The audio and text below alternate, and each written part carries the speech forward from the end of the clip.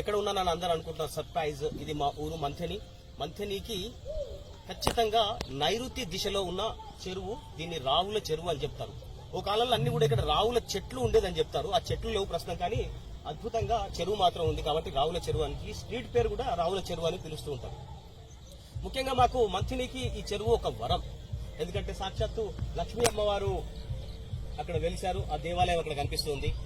So Lakshmi అమ్మవారికి పూజకు వికసించిన పుష్పాలు మనం చూస్తున్నాం. ఇక్కడ అద్భుతంగా చెద్దరు పరిచినట్టుగా ఈ దృశ్యం ఎంత బ్యూటిఫుల్ గా కనిపిస్తుంది.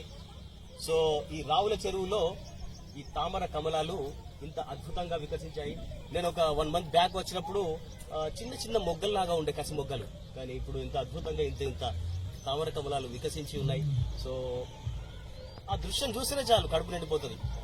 సో సాక్షాత్తు లక్ష్మీ అమ్మవారు ఇక్కడ వచ్చి నృత్యం చేస్తున్నదా అన్నట్టుగా అనిపిస్తుంది. ఇక్కడ రాగానే అన్ని మర్చిపోతాం, మర్చిపోతాం. మెయిన్ ఇంపార్టెంట్ ఏంటంటే ఈ తామర ఆకులు చూడండి ఎంత అద్భుతంగా. మన జీవితం కూడా తామర ఆకు మీద నీటి బిందువులా ఉండాలని చెప్తారు ఫిలాసఫికల్. ఎందుకంటే కొన్ని సందర్భాల్లో అంటున్నట్టుగా ఉండాలి మన జీవితంలో. ఏది కూడా ప్రతిది కూడా మనం పూసుకొని మనం బతకకుండా ఈ తామర ఆకు ఫిలాసఫీ కూడా మనం జీర్ణించుకోవాలని చెప్తుంటారు. ముఖ్యంగా ఓ కాలంలో మా మంత్రిలో అయితే హైయెస్ట్ డిగ్రీస్ టెంపరేచర్ ఎండాకాలంలో రికార్డ్ అయ్యేది. ఇప్పుడు కూడా దాదాపు 50 degrees వైశాఖ మాసంలో రోహిణి కార్తె అప్పుడు ఉంటుంది.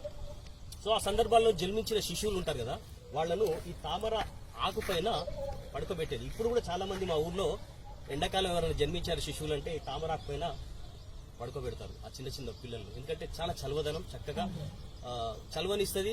ఆ హై టెంపరేచర్ నుంచి ఆ శిశువులను కాపాడుతుంది. సో ఒక కాడ ఉంటుంది, పురుగు మనిషి నీళ్ళు కాడ ఉంటుంది భూమిలోకి. ఆ కాడ అడుగున అంటే ఈ నీళ్లు డ్రై అయిన తర్వాత ఆ కాడ కింద తామర గడ్డ అంటారు, దాని బీజం అనేది. ఆ తామర గడ్డను కూడా కూరలాగా వేసుకుంటారు మా మంత్రిలో. ఈవెన్ మహారాష్ట్రలో కానీ ఉత్తరప్రదేశ్లో కానీ పికిల్స్ కూడా చేసుకుంటారు. వాట్ ఏ బ్యూటిఫుల్, అద్భుతంగా ఉంటుంది. టేస్ట్ అయితే చెప్పడానికి వీల్లేదు. కట్ చేస్తే ఆ బెండకాయ ముక్కల్లాగా ఆ రంధ్రాలు వచ్చేసి రింగుల్లాగా వండర్ఫుల్ గా ఫ్రై చేసినా కూడా పెరుగులో వేసుకున్నా కూడా అద్భుతంగా చల్వనిస్తుంది. Wonderful curry, one of my favourite dishes, అందులో సందేహం లేదు. ముఖ్యంగా మనం ఒకసారి పైకి కనుక వెళ్తే ఇంత బ్యూటిఫుల్ దృశ్యం ఇక్కడ మనం చూడొచ్చు. ఆహా, వండర్ఫుల్ సన్సెట్ కనిపిస్తున్నది మనకు. ఆహాహాహా, బ్యూటిఫుల్. ఆ పంట పొలాలు కూడా గ్రీన్ ఫీల్డ్స్, కంట్రీ సైడ్ అంటాం కదా, అచ్చం పల్లెటూరు వాతావరణం మా మంథిన్లో కనిపిస్తుంది. మరి అటువైపు వెళ్తే కాంక్రీట్ జంగల్. ఈ మధ్య కాలంలో అన్ని కూడా బిల్డింగ్స్ అయిపోయినాయి. ఏదేమైనా కూడా చక్కటి ఆహ్లాదకరమైన వాతావరణం, ఆనందమైన జీవితం మా మంథిన్లో దొరుకుతుంది. ఎవరైనా కూడా రావచ్చు, విచ్చేసి లక్ష్మీ అమ్మవారు దర్శనం చేసుకోవచ్చు. ఓంకారేశ్వర, భిక్షేశ్వర, శీలేశ్వర, సిద్ధేశ్వర, సురాభండేశ్వర, గణపతి, దత్తాత్రేయులు, అయ్యప్ప స్వామి, సో లక్ష్మీనారాయణ స్వామి దేవాలయం, ఇలా చెప్పుకుపోతే చాలా దేవాలయాలు ఉన్నాయి. హనుమాన్ దేవాలయాలు అయితే చెప్పే అవసరం లేదు. ప్రతి స్ట్రీట్ లో ఒక హనుమంతుడి గుడి ఉంటుంది.